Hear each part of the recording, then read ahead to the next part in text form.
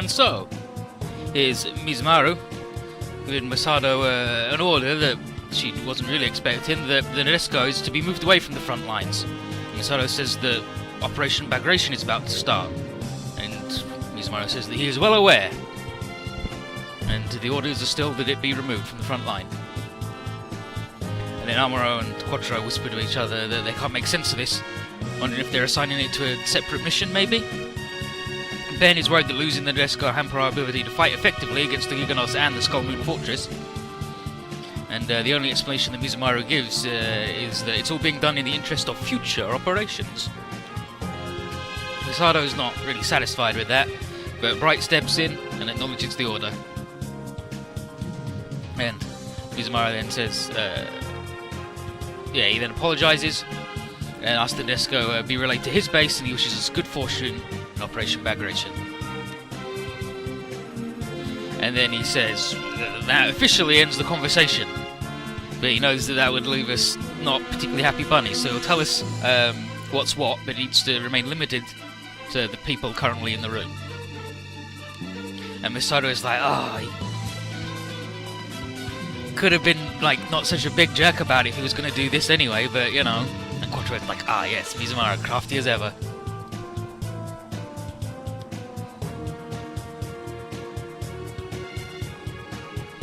And so, here they are, Mizumaru's place, and he's telling the Nadeshiko crew that they're headed to Nurgle's dock on the moon to pick up the Nadeshiko C, which is undergoing its final checks. And the plan, as Genpachiro explains, is to have them gather up the rest of the old Nadeshiko A crew, take part in Operation Bagration as part of the mission. They'll recapture the Martian ruins. Nice work. The bad guys do know about the plan, however. Just picking up the Nadeshiko C is not going to be easy. And Jun is going to be joining Magnate 10 to get the old crew into the squad, and with only 3 days before Operation Bagration starts, the Prospector wants the old gang back together. A real toot sweet. And Rory will do it, but she requests that if she can make a small detour on the way, and there's somewhere she wants to go before the big operation begins. And Mizumaru knows exactly what she's getting at, and he allows it.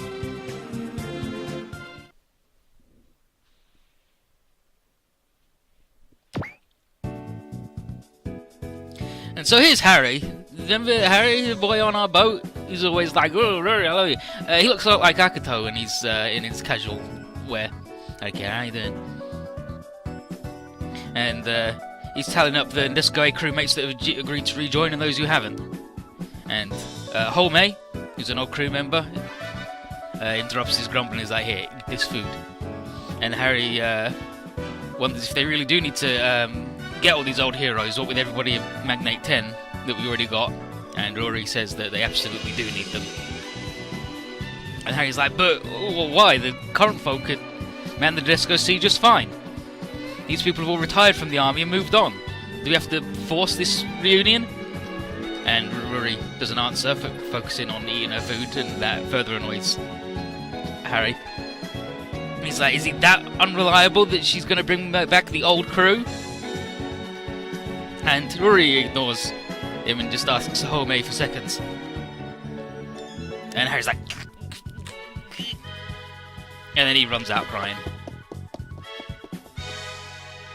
And then Saburo's like, hey, buddy, hey, you gotta pay, Harry! And Homei asks if Rory's gonna go after Harry, and she says no, she's not going to. And she says that Harry should realise how in need of help they are for the next battle, and our forces will be spread thin to deal with enemy threats, so we need all the help we can get.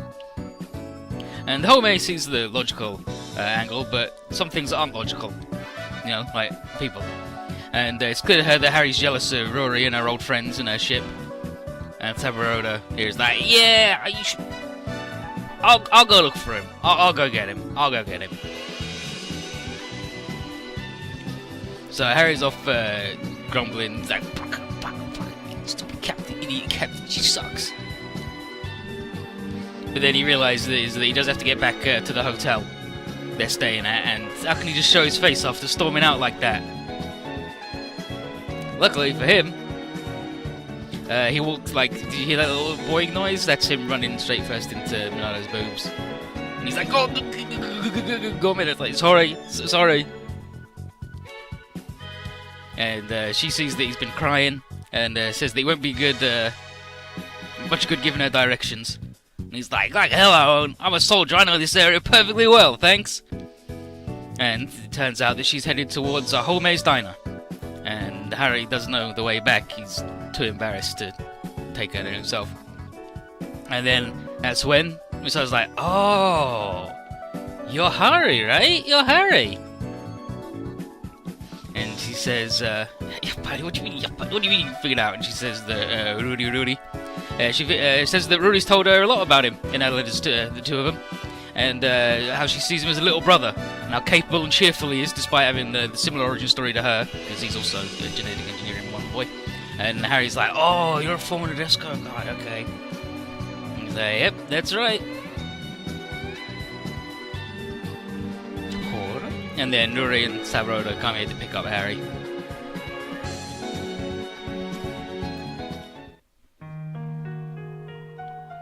And then, at the diner, Minato and Homei catching up. Minato hasn't decided whether she's going to join the crew yet, and she says she's thought at least about checking back on Rory ever since Prospector got in touch though. And they can tell from what they saw of the girl that she's pushing herself very hard, and she can't let any of it show. The responsibility of being a captain and all that jazz. She was going to remain steadfast, eyes on the prize and the bigger picture, and carrying out the mission.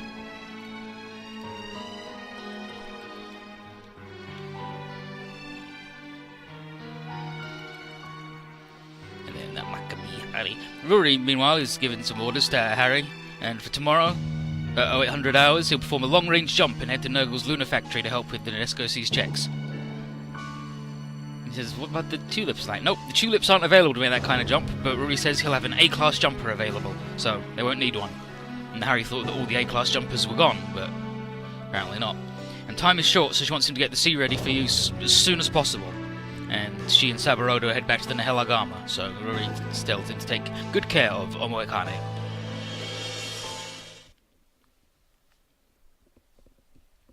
And then at the Martian ruins, Iwato.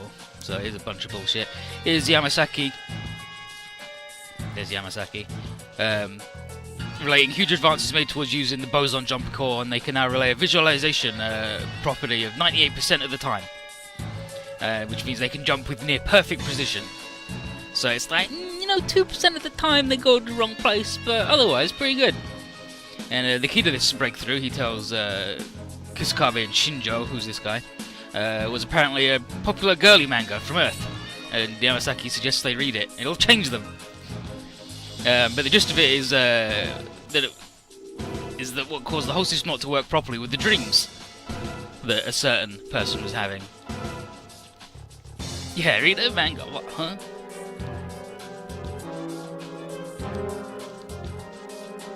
Yeah, it says that Yorika was having. And her job is to relay the imagery input from the successors into the core, but her dreams were causing interference, so sending it all wonky. So rather than trying to override them, he got the idea of mixing in some romantic imagery, based on the manga, with the images the navigators are inputting, making them seem part of a date.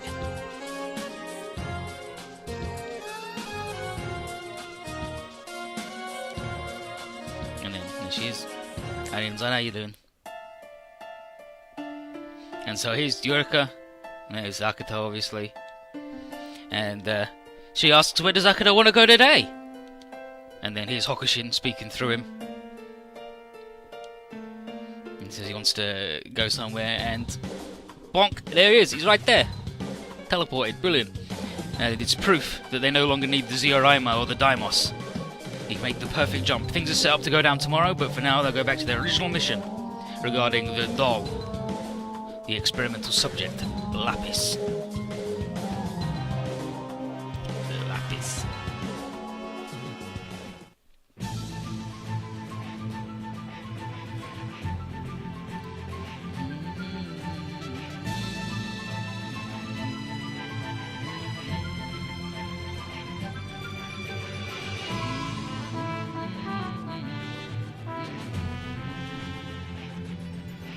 I gotta tell Kara to get the fuck out. Because of spoilers for the Desco.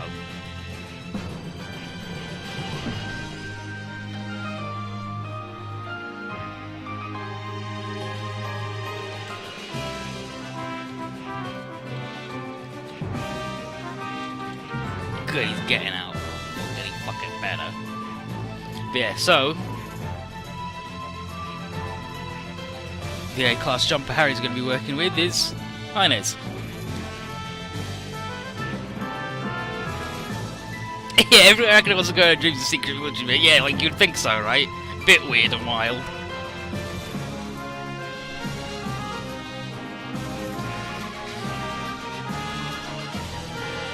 But Eureka's never been the brightest cookie in the shed.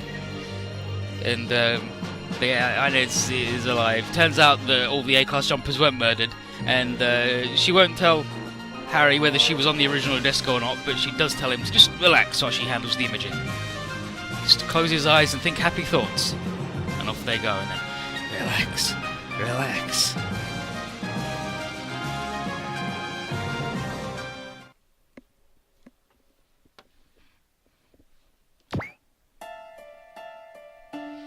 And here's Minado, got Rory's team here. They're at a graveyard at a cemetery with Akito and Yorika's graves. And they figure that he should be making his jump right about now. And Rory deliberately didn't see Harry off, saying that she doesn't want to say goodbye to someone she cares about a third time.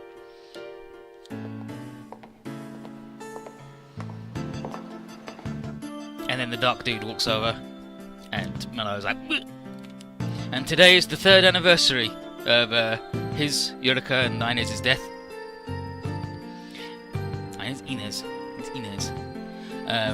Deaths. And Rory apologises for not realising what had happened sooner. And it wasn't the three of them to have died or gone missing. And it all happened to all of the A-class jumpers.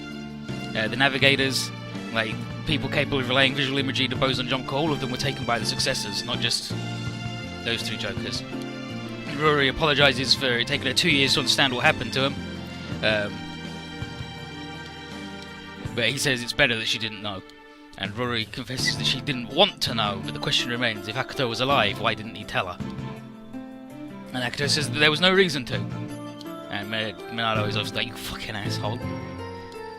He says, didn't you and Eureka promise and say that you'd take care of Rory back when you adopted her?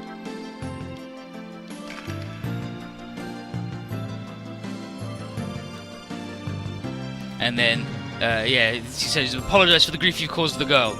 And then Akito draws his gun. And then we get the glingle of the Shakujo. This dipshit's back. And he's got the gun for Hokushin and his buddies. And Hokushin demands that he comes with them. Akito does some shooting. And they don't really care that much. And Akito tells Minado and Rory to run because this has nothing to do with them. But Rory thinks they can't really escape, considering the circumstances. Hokushin tells his men to kill the woman, but to catch the golden-eyed white fairy, product of man's craft. Because he's fucking dude from the 1300s. And he muses that the Earthlings sure like playing with genetics, much like the Tekoryu did. And he tells Rory that she'll play an essential part in his experiments. And then she puts two and two together, eyes go gold for a minute, and she realises that Hokushin and his men must have been the ones who rounded up the A-class jumpers. And he says, yes, obviously. And he says that they're the shadows of the Martian successors, committing atrocities in the names of a new world order. And then a certain mysterious man.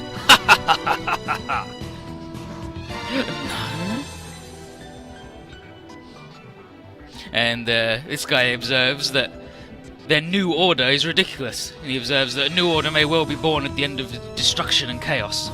Birthing pains are a natural part of that process. However, how can their new order be righteous when Kusakabe himself is not?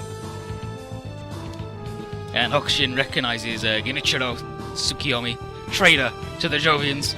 And he says he won't deny he was a traitor, but he's left behind his comrades and his nation. He's now just a dog of Nurgle. And speaking of, Mr. Goat shows up. And he greets Minado, his ex. In the show, he doesn't just step out with a gun from behind a tombstone, he fucking explodes out of the tombstone with a submachine gun and just starts shooting because he's wild. But Genichiro tells Hokushin and the company to leave here, because it ought to be a peaceful resting place for the dead.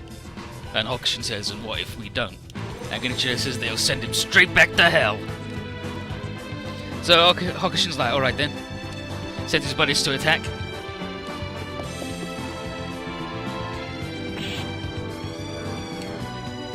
And they're all fucking murdered. Because the Jovian style quick draw technique is not for the use of assassins, and evil blades will not prevail against Genichiro's Jovian judo.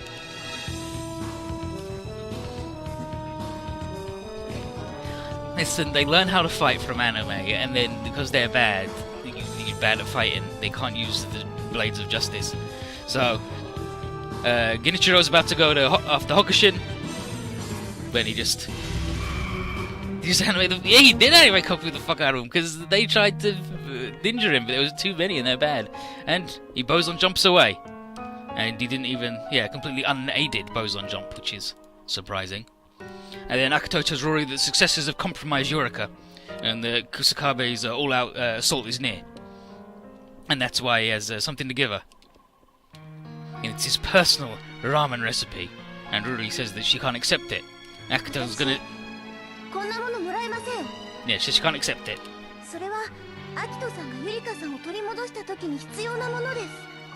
And she says that he's gonna need it when they rescue Yurika. And he just says that I don't need it.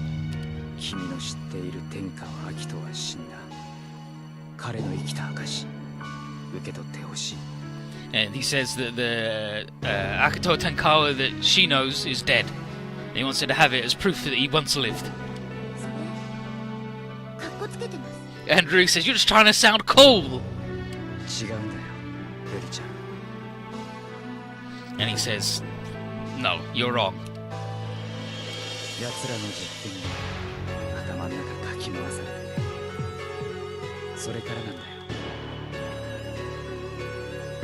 And he takes off his visor, and he's got the glowy bullshit that you have on your hand when you're a guy in the Desco, the pilot, and he's got it just all over his body. And he says the successors' experiments mess with a whole bunch of his...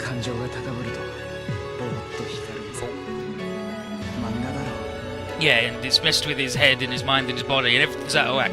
His sense of taste was destroyed. And he starts glowing whenever he gets emotional, like a character in a manga.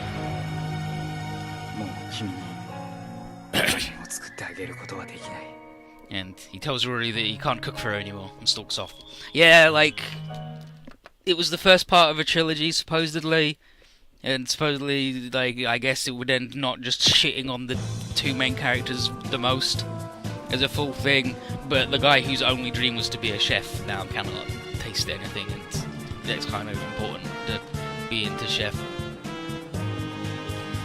And he's described as having a voice that sounds like he's being crushed in a vice.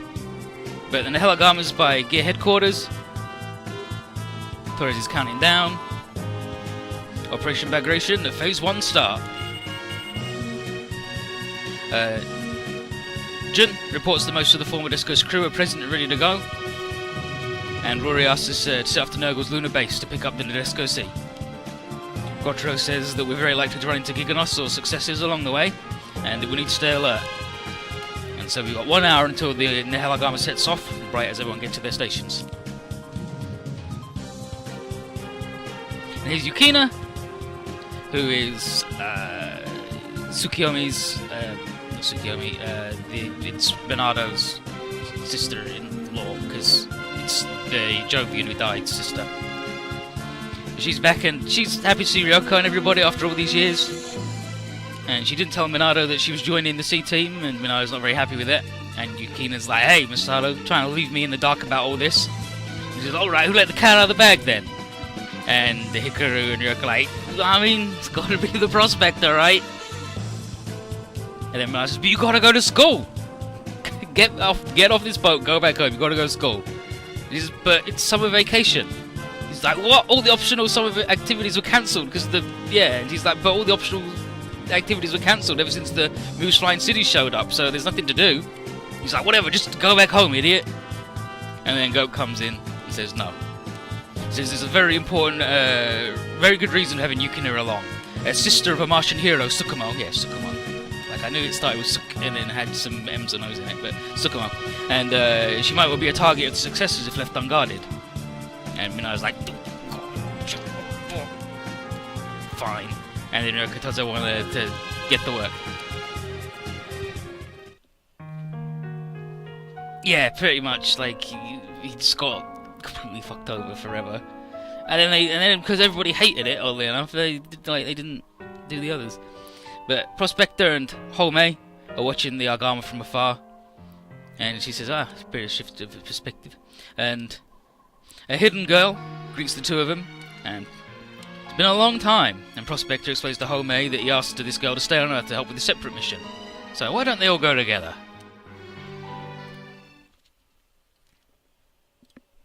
And we go to Hoshimi, Subaru's penthouse, and here are the Chips, absolute Gurame and Witto with their speech impediments, their vocal tics, like, wow, Master Subaru's been in a real bad mood recently. Is it because the Ogre's pilot ran off? And Witto thinks so, because Hokuto's was the closest thing he's ever had to a friend. So Zero walks over and he's like, is there something the matter? And Subaru says, of course there is. Did you say that Hokuto had been reborn? So did you just recover his memories then? And Zero admits that he made a mistake in his assessment. It's a failure, yes, but there's no point crying over spilt milk. And that doesn't stop Subaru from missing Hokuto. And Zero's like, okay, this kid is quickly running out of use. You got the helipad was a real shit hat for the... No, like, this is his shit hat. This bit is his shit hat. He's got a big shit hat because he's a space prince from space. But yeah, he's not going to have much use for the kid anymore. Time's running out. So he turns to Subaru and he says that he'll personally see to the next mission. The only way to deal with the Dendo and the Ogre is to now destroy them, his enemies. But Subaru stops him and he says that he'll handle it. If the Ogre needs to be destroyed, then he wants to do it himself. And Zero's like, but... He's like, I got it. He's like, okay, I get it, fine. Is he wearing a paper round? No! He's like Amidala. He just wears big fancy shit because he's a space prince, but not too audacious and ostentatious because he's a Japanese prince. But everything is in place for the successors, and Kusakabe tells Dorchanov that he'll be executing Plan Ko tomorrow at midnight. And Dorchanov asks, and Dorchanov says that they've the boson jump system fully under their control via Yorika. And Dorchanov is like, the captain of the ship who ended the Lizard War is now going to sow chaos across the Earth sphere. How ironic. I'm evil. But the plan is for the successors to hop their forces over to all major government buildings across Earth. The Moo's appearances are sown disorder, and they're going to take advantage of that perfect opportunity to take it all down in one stroke. When that happens, simplicity itself for the Giganos to turn this war around. But still a problem though. Magnate 10. Kusakabe's spies reported a new Nadesco class ship is being readied for use. Like, it's not gold and shit. It's not gold and gaudy and gross like Amidala's was. It's just big bullshit. And Dorchanov says, no. He's like, how is that a problem? The Hisago plan and the Martian Ruiz are under the successor's control, and the good guys have no A-class jumpers. Not even Zero could walk all the way to Mars, so the successor's victory is guaranteed. But Kusakabe wants to play it safe, and he asks Dorchanov to take out Magnate 10 and the new Nadesco. He's like, well, I was planning on doing that sooner or later, but what's in it for me? And Kusakabe says he'll be sending Dorchanov some shishikis as compensation. And Dorchanov's like, yeah, that's good shit. And he says they'll attack ahead of the successors, and he tells Kusakabe not to screw things up, for the new world order. And then, as he ends, he's like, holding the line and biding our time within the shoal zone has paid back dividends. And then a regular Mook says that the Federation troops are massing at 4 sectors, and Dorchanov thinks that means they're threatening to attack here and the Vegan base. And as for Magnate 10, the guy says that we're about to head up into space and presumably will join with those troops. And Nurgle's factory is inside the lunar demilitarized zone, so we're going to head straight there. And Dorchanov tells them to send forces to cut Magnate 10 off and to include certain mass-produced units into the group. And then the guy says, but they're not fully debugged yet, and Dorchanov doesn't care as long as it destroys Magnate 10. which means they're also going to use her. A certain person that Dorchnov looked for as a secret weapon against the Dragonars, and he figures the next fight will be over quickly. And the Federation can fight a war on many fronts. They'll crumble under the successor's boson jump-powered pinpoint strikes. And after that's done, we'll just need to exorcise the Jovian ghosts inhabiting Mars.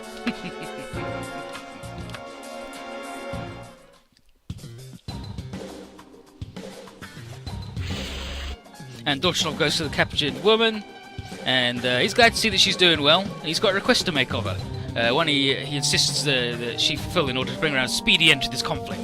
And he can tell that there is a major difference in force between his side and the Federation, and it's not a battle he really wants to have. So he wants this lady to act as the spokeswoman and call for a truce with the Federation. The woman asks Dorchnov what he's really after. Why does he feel the need to take her from the prisoner of war camp and bring her here?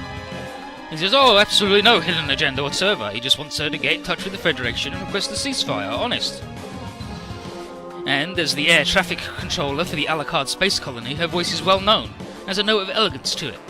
And that is why she, Aoi Wakaba, is perfect to relay this message. So, Wakaba is Kane's last name.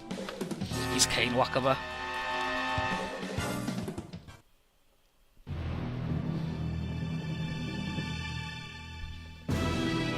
Chapter 46, Dearest.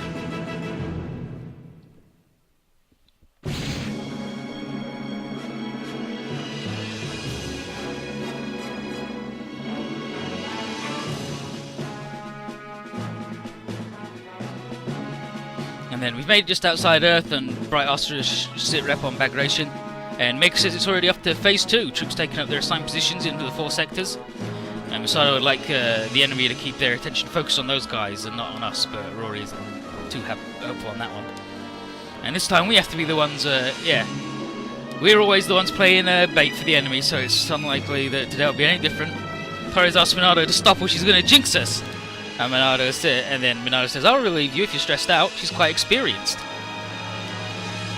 Yeah, and she's like, and then it's like, oh, what though?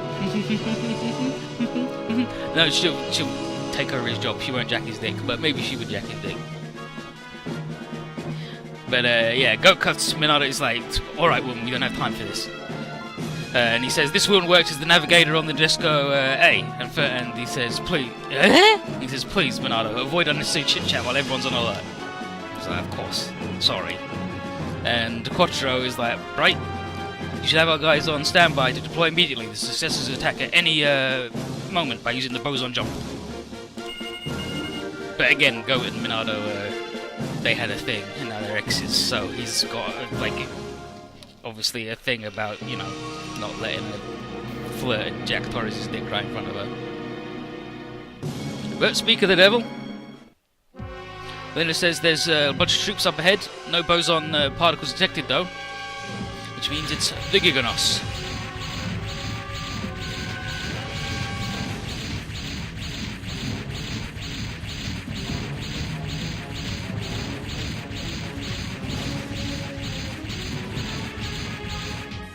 They've sent out a whole bunch of stuff, despite the fact that they don't have a ton left. And Jun figures they've realised that we're the crux of Operation Bagration, and Sabaroda's like, yeah, maybe they just have a big score to settle with us. So add that to the fact that we're heading to pick up a new ship, and that's a target they can't really ignore. And Bright sends everybody out, and then we gotta send out the boys and girls. Gotta send out that boy and girl.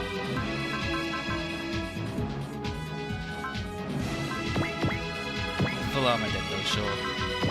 Those two boys.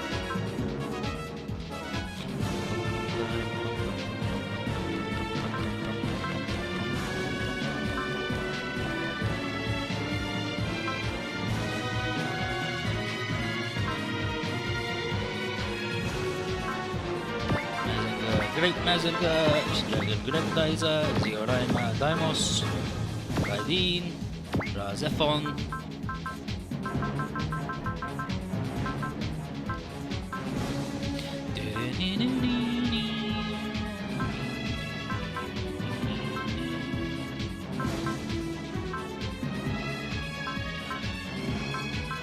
Actually, you know what? We won't bring the dead though.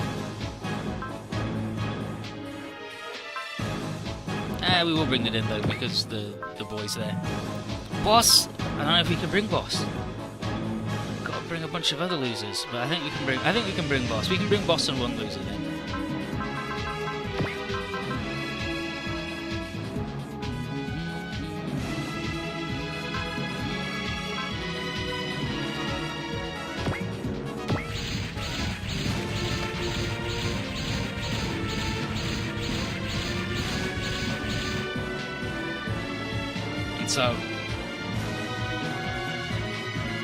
So Kane is like, dang, Giganos, figuring they can stop our advances by throwing a bunch of mooks at us.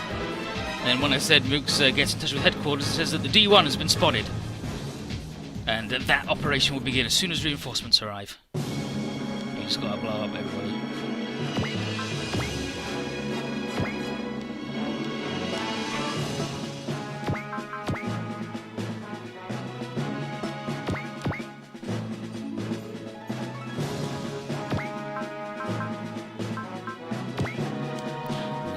Blade. I'm going to turn my damn heating off.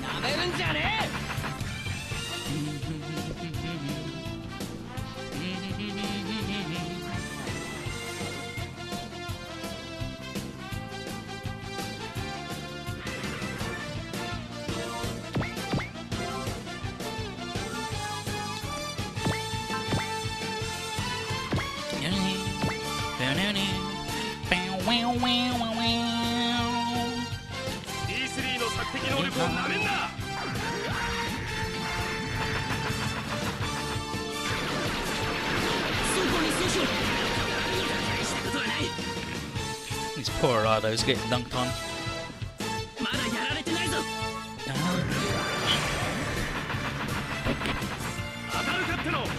You're gonna hit me with that.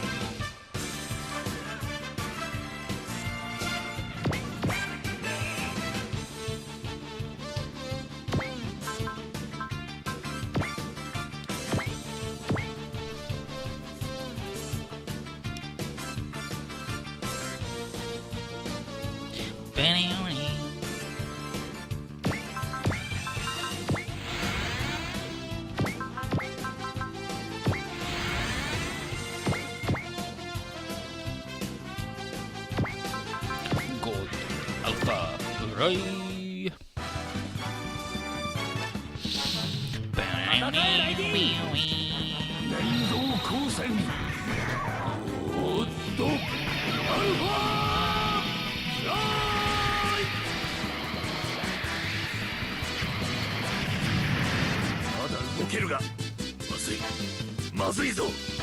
This is bad. This is real bad.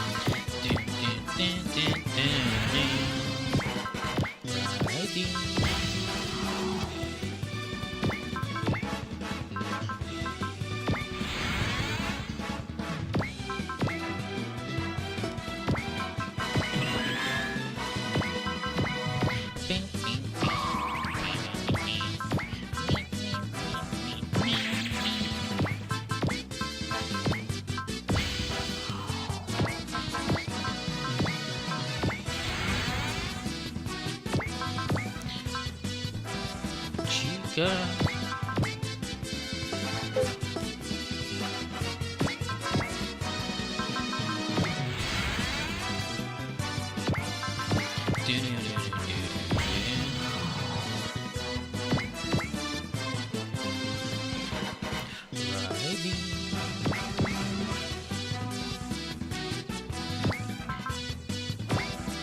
Yes, she can get one of those guys.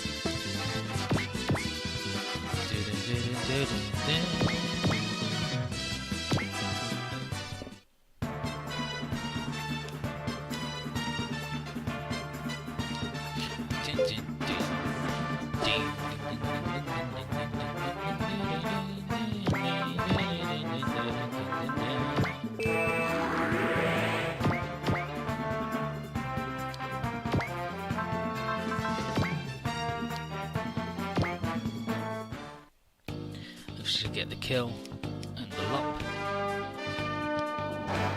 Anyway, she got the level up, but not brilliant. Pierce. Pierce. Yeah, it's fine.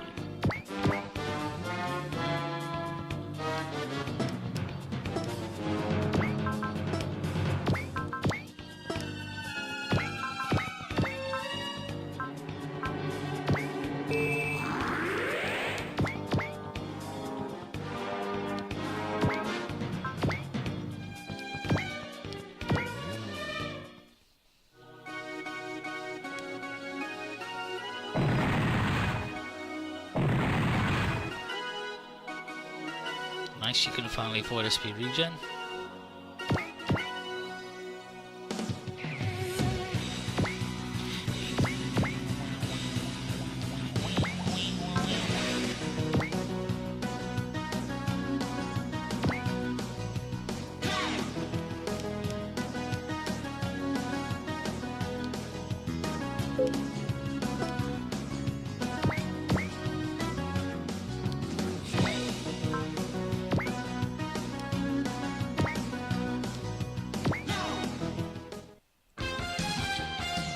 Get him wrong.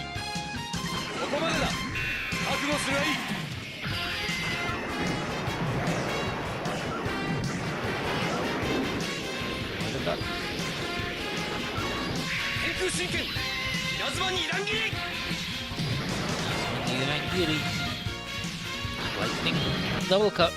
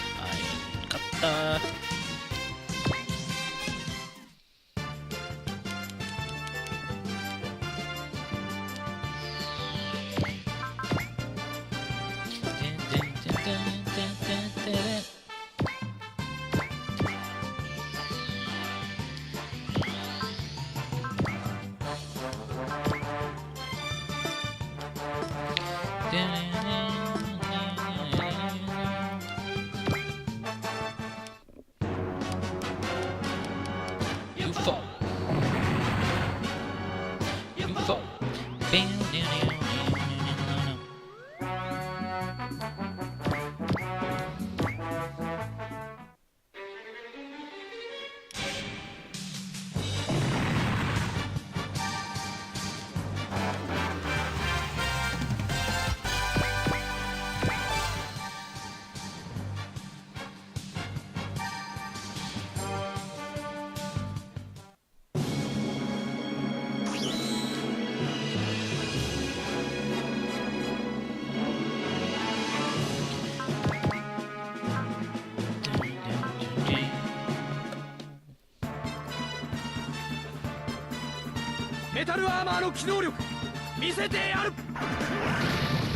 Show you the true power of the metal armor.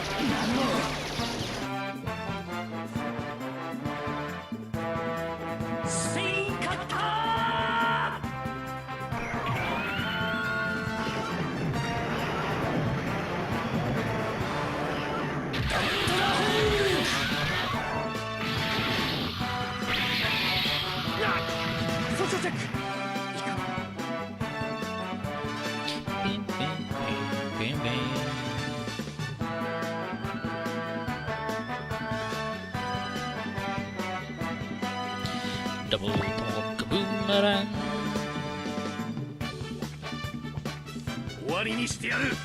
You're going down. The end of you.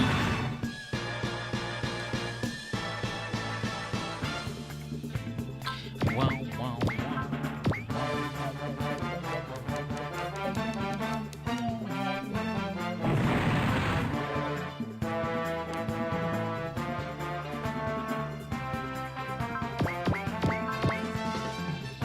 Hopefully that'll be enough to let Elle get a couple of bops.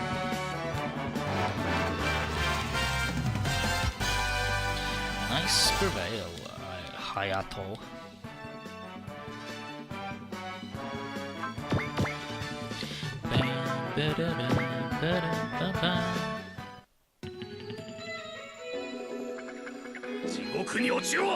Fall into hell!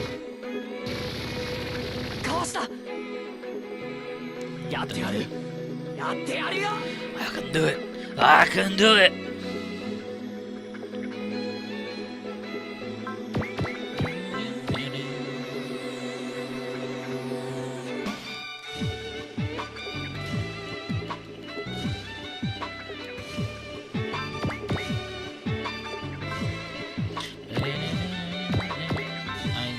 I think that will get them off, sure.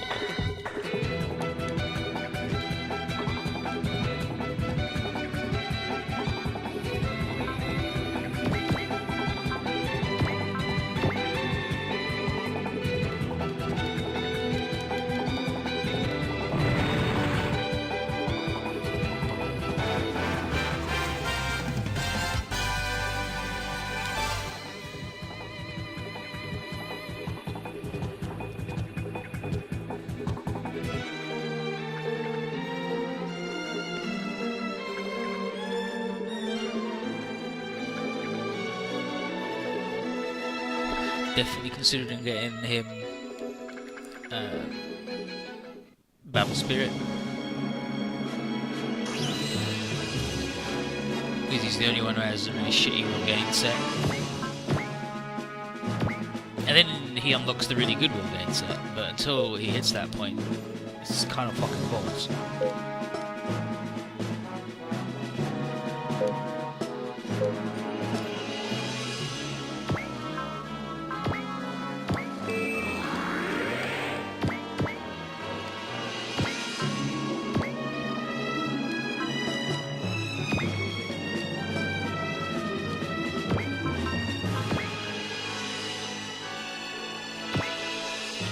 Vega will help.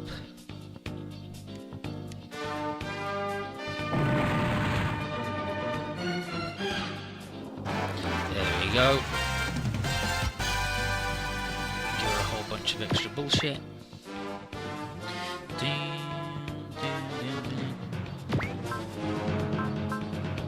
This fucking guy's already Tagal. He's rude. He's rude and good.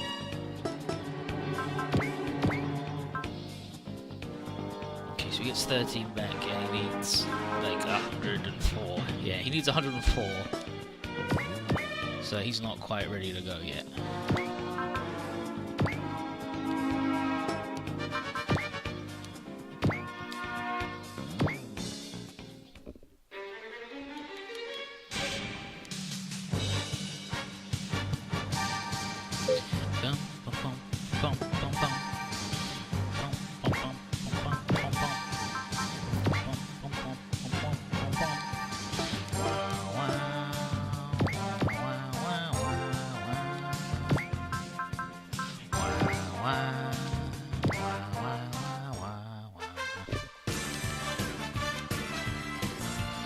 These guys in their flipping shields.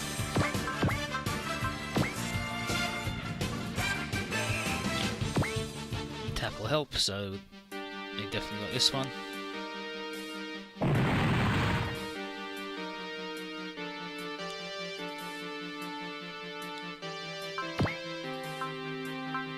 This is bullshit. Absolute horse hockey.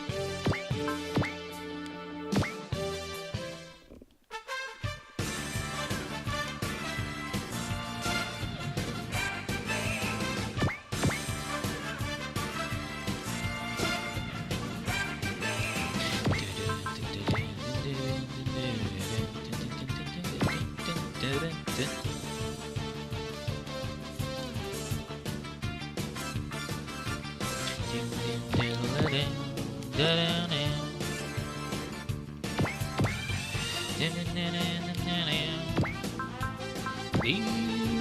rifle.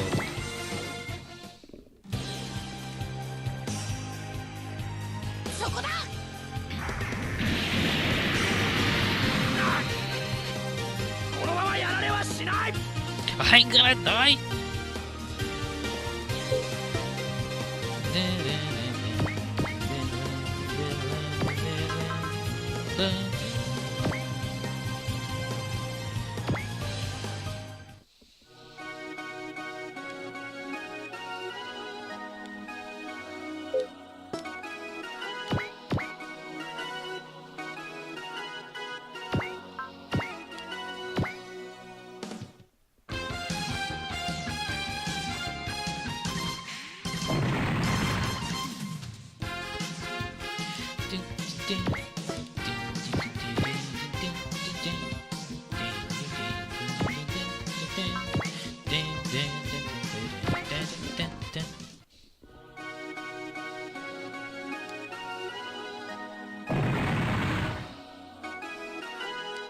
Thank you, Vega.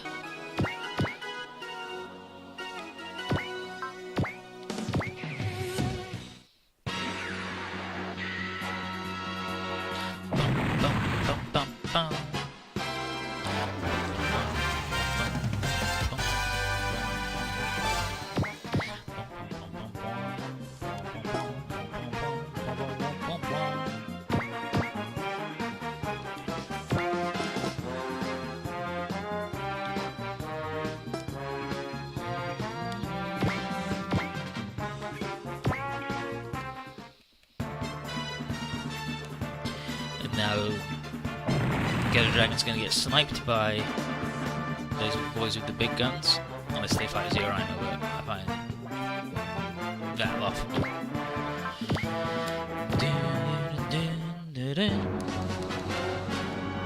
You fall. You fall.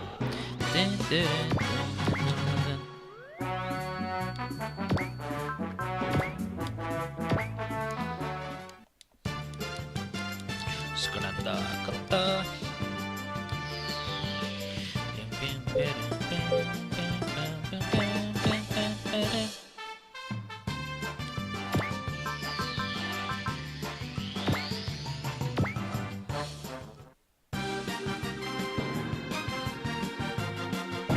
Thank you, boss.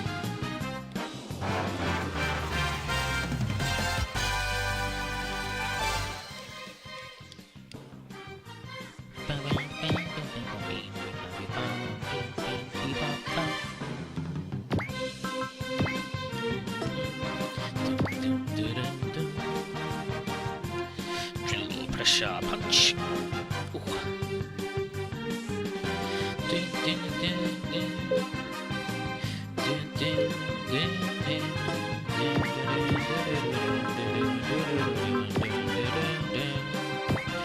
God Alpha Rai.